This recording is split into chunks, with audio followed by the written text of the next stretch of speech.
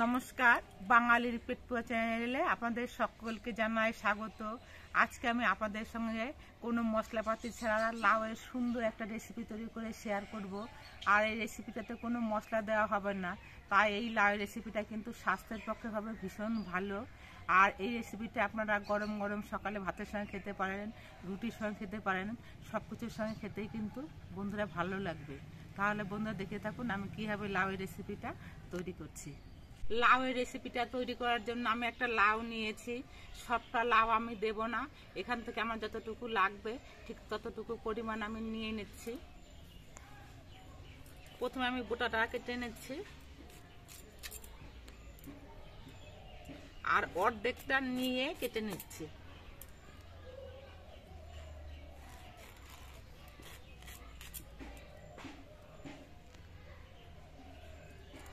লাউয়ের খোসাগুলো আগে ছাড়িয়ে নিতে হবে।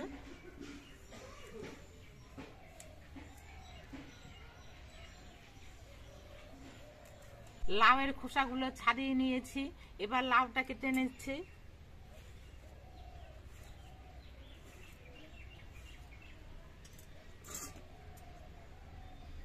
আমরা লাউ ঘন্ট করার সময় যেরকম ভাবে লাউ কাটি অতটা ছোট করার প্রয়োজন নেই, আমি এরকম করে লাউগুলো কেটে নিচ্ছি। একেবারে ছোটও না আবার একেবারে বড়ও না, একটু মাঝারি সাইজ করে কেটে নিচ্ছি। আমি অর্ধেকটা লাউ কেটে নিয়েছি, তাতে কিন্তু পরিমাণে অনেকটা হয়ে গেছে, আর এতেই আমাদের হয়ে যাবে।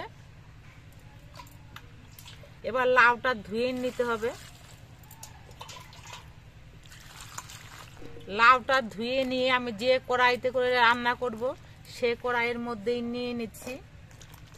লাউয়ের গায়ে কোনো নোংরা নেই, এই জন্য বেশিবার ধোয়ার কোনো প্রয়োজন নেই, একবার ধুয়ে নিলেই কিন্তু হয়ে যাবে। লাউয়ের কড়াইটা আমি উনুনে বসিয়ে দিয়েছি। এবার এর মধ্যে আমি দিয়ে দিচ্ছি পরিমাণ মতো নুন, আর দিয়ে দিচ্ছি জল। আমি এমন পরিমাণের জল দেব যে লাউটাও সেদ্ধ হবে, আবার অল্প অল্প জলও থাকবে। আমি 500 গ্রাম মগের 1 মগের থেকেও একটু বেশি জল দিলাম। এবার নুন দিয়ে আমি লাউটা বেশ ভালো করে মিশিয়ে নিচ্ছি।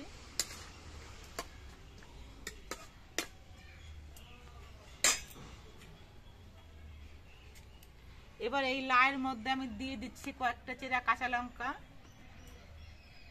এবার লাউটা ঢেকে দেব।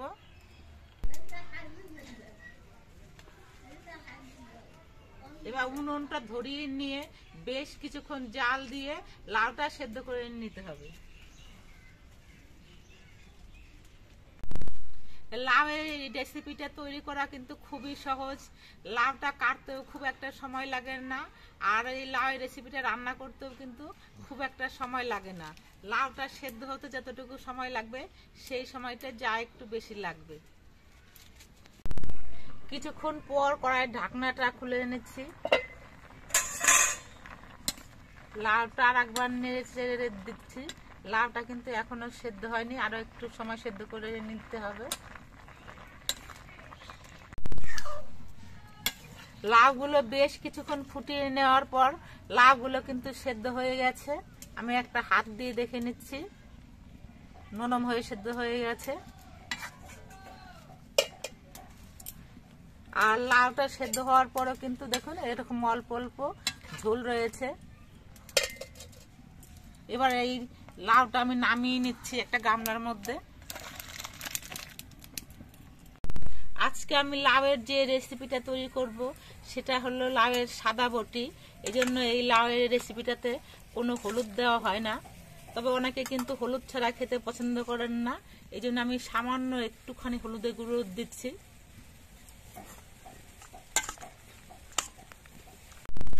লাউয়ের রেসিপিটা যাতে খেতে বেশি টেস্ট হয় তার জন্য আমি কিছু ডালের বড়ি নিয়েছি।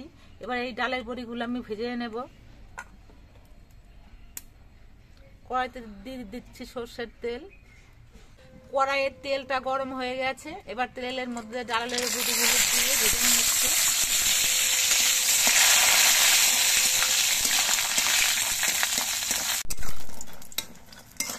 ডালের বড়িগুলো লালচে রং করে ভেজে নিয়েছি। এবার এই বড়িগুলো আমি নামিয়ে নিয়ে সেদ্ধ করা লাউয়ের মধ্যে দিয়ে দিচ্ছি।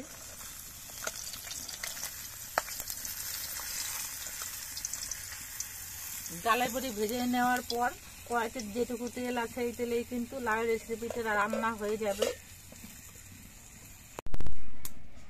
এবার এই কড়াইয়ের তেলের মধ্যে আমি দুটো শুকনো লঙ্কাকে 4 টুকরো করে দিয়ে দিচ্ছি।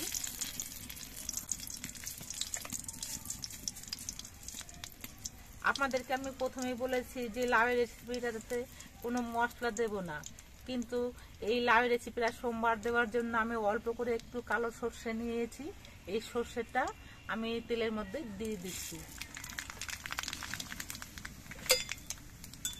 এবার শুকনো লঙ্কার সর্ষেটা বেশ ভালো করে ভেজে নিতে হবে।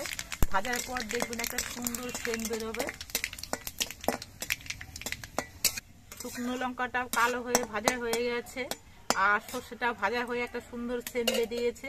এবার আমি সেদ্ধ করা লাউটা দিয়ে দিচ্ছি।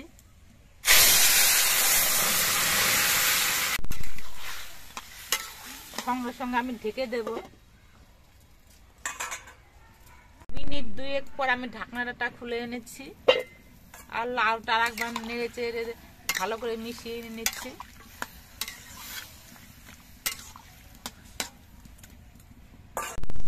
এবার লাউটা কিছুক্ষণ ফুটিয়ে নিতে হবে যাতে ডালের বড়িগুলো নরম হয়ে সেদ্ধ হয়ে যায়। আর সব শেষে আমি দিয়ে দিচ্ছি অল্প করে কিছু কোচানো ধনেপাতা। এই ধনেপাতাটা দিলে পরে কিন্তু লাউ বড়িটা খেতে বেশি টেস্ট হবে।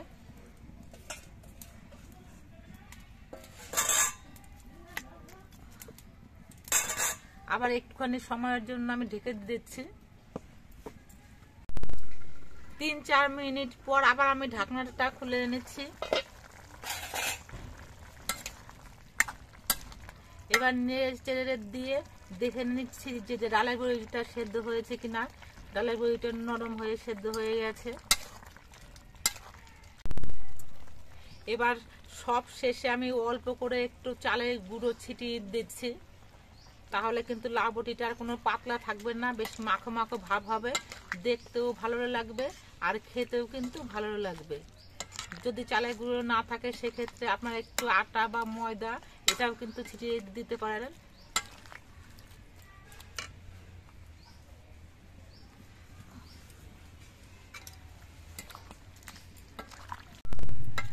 চালের গুঁড়ো দিয়ে আমি 2-3 মিনিটের মতো ফুটিয়ে নিয়েছি।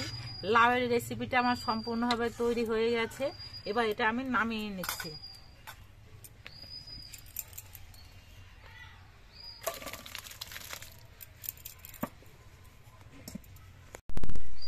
আপনারা দেখতে পেলেন আমি কিভাবে অল্প একটু সর্ষে আর 2টো শুকনো লঙ্কা ফোড়ন দিয়ে লাউয়ের রেসিপিটা তৈরি করলাম। এভাবে লাউয়ের রেসিপি তৈরি করলে খেতে কিন্তু বন্ধুরা ভীষণ ভালো হয়।